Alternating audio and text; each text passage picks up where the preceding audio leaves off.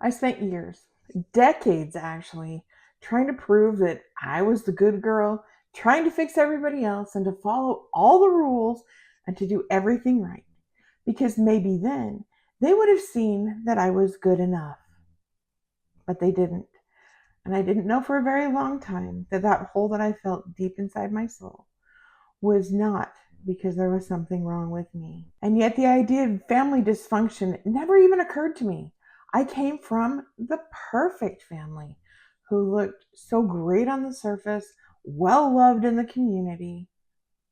And then it all quietly and secretly came crashing down. And I realized we weren't that perfect family. There was a lot of stuff going on behind the scenes. That things were never going to change. And then I realized that the person who needed healing the most was me. In case we haven't met, I'm Diana. I'm a certified life coach, and I work with lots of midlife women who are grappling with estrangement. One of the most common things I hear from these women is that they felt blindsided by whatever happened. They don't know.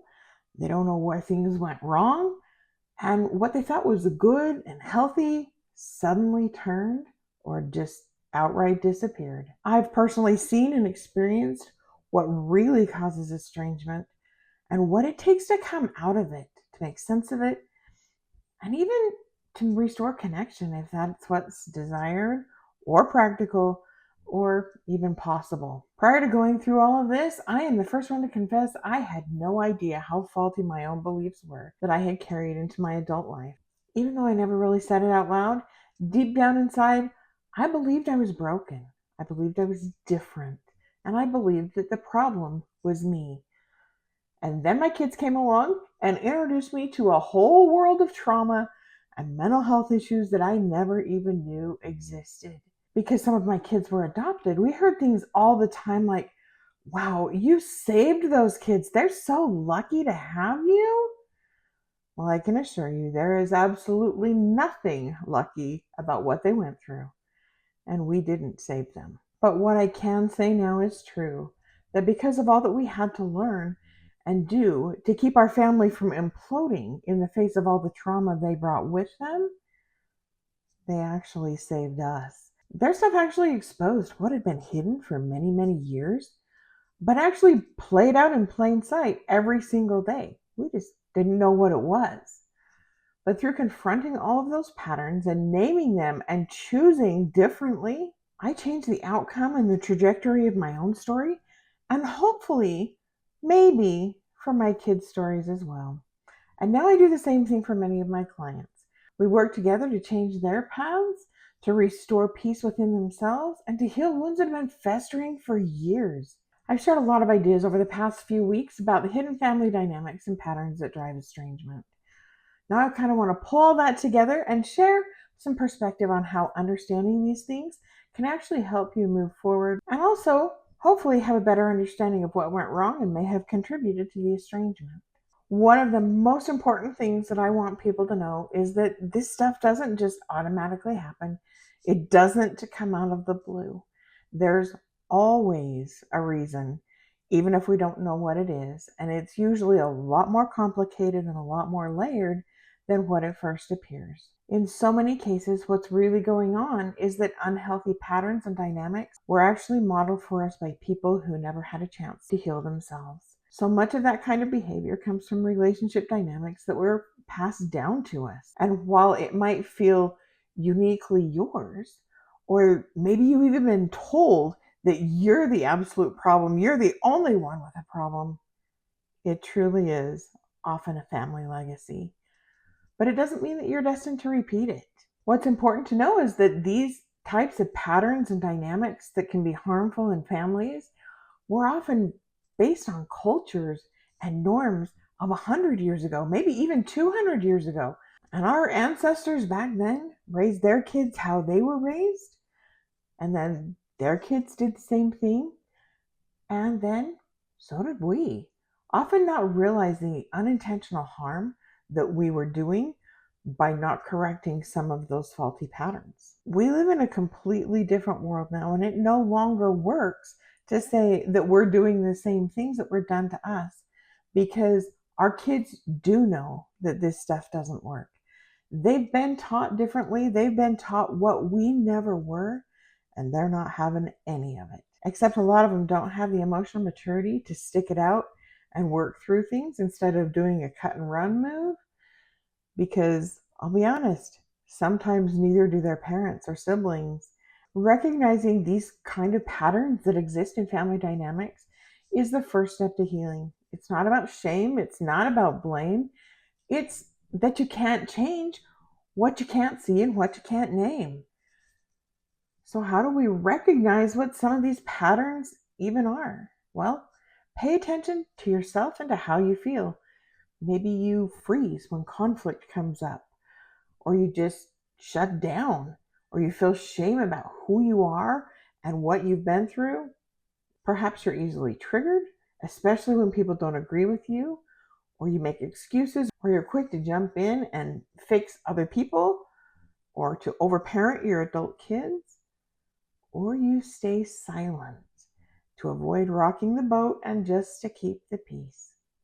Those are just a few of the ways that those things show up. Well, what do you do when they do show up? You've got to realize that you can't go over it, you can't go around it, you can't go under it. We have to face these things head on, and we have to go through the process of changing them and healing them. So I want to encourage you to be brave and to own it. Perhaps you've heard from somebody else, especially the person you're estranged from, that you should know what you did and you should know what was wrong and you need to own it and apologize for it. That's not usually the first step, because we have to own it and recognize it within ourselves first before we can work through it with anybody else. Things like journaling, trauma-informed therapy or coaching, or even mirror work can help you do those things. What you do isn't as important as the result it produces. So do whatever helps you to name the behavior, to name the feelings, to feel those feelings, and then to start to trace it back to when you felt it before and clean out all those old skeletons in the closet. Once you've done that, when you're ready, and when they're ready to hear those kind of things, then you can own it to others. Because that really is actually a very important part of the healing process, especially if you ever want reconciliation or reconnection to happen. I do want you to know, though, that breaking the cycle doesn't mean you have to be perfect. It means choosing differently, especially in moments that used to pull you back into dysfunction and craziness.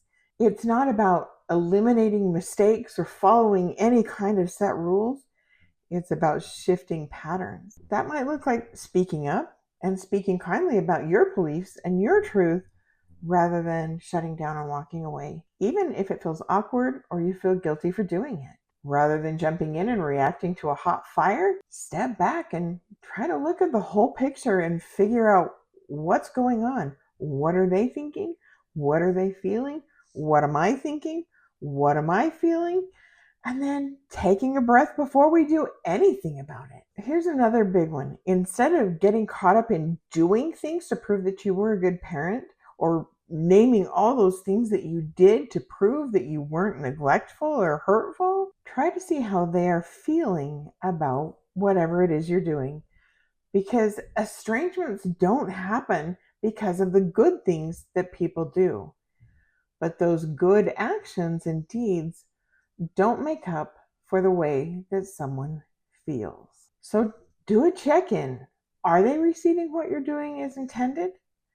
Did they receive those good things you did as being good and honest and protective? Or did they experience something else?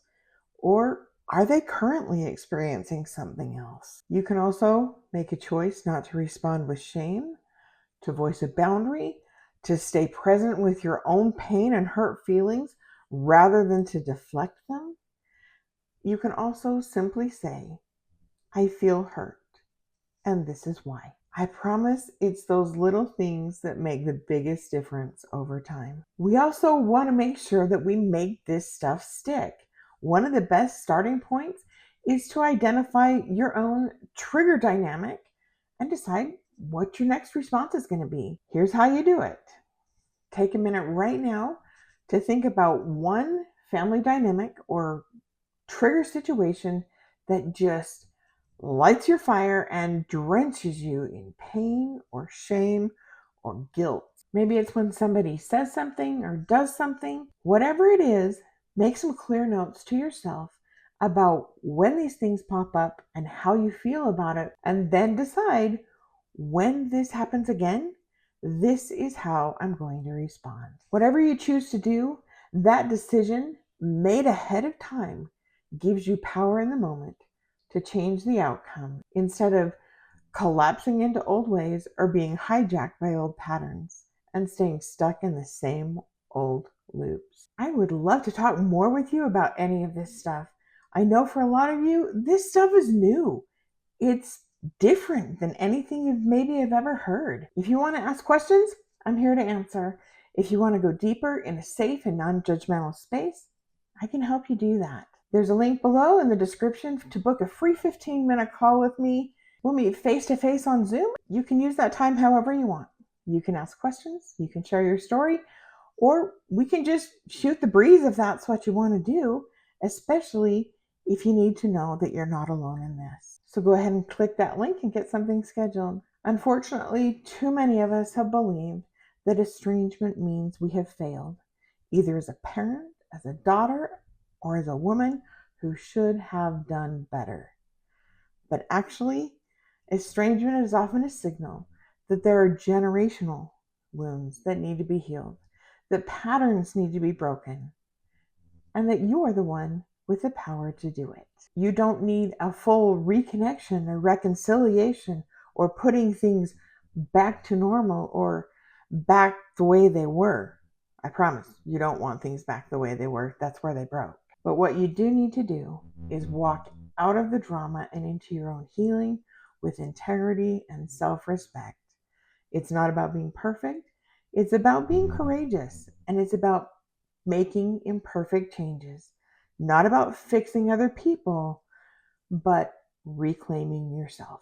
Check out this video right up here, as well as the rest of them in this series, to learn more about some of those hidden dynamics and how you can start turning them around. This particular video will walk you through 4 of the biggest but most often overlooked reasons that estrangement situations happen. Give it a click and I'll meet you over there.